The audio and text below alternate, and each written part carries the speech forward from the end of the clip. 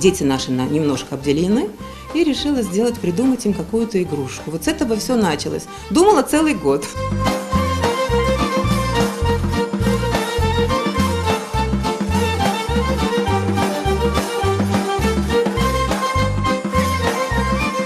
Это детская книжка, то, к чему я шла, то, чего все меня просили. Сделать что-нибудь для наших детей.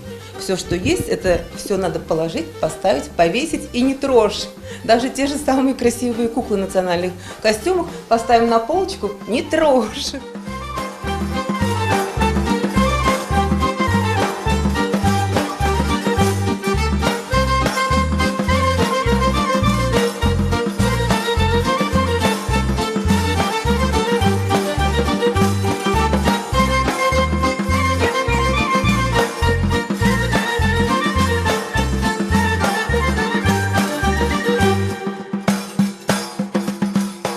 Они одеваются на пальчики, можно вот такие вот куколки-ходунки их называют, ходящие, да.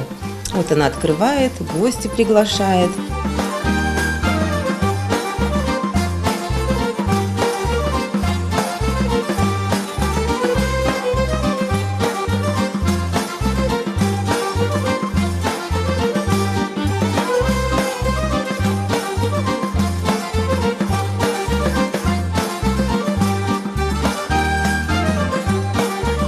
Дети сами вдохновляют. Вообще детям шить – это очень благодарное дело.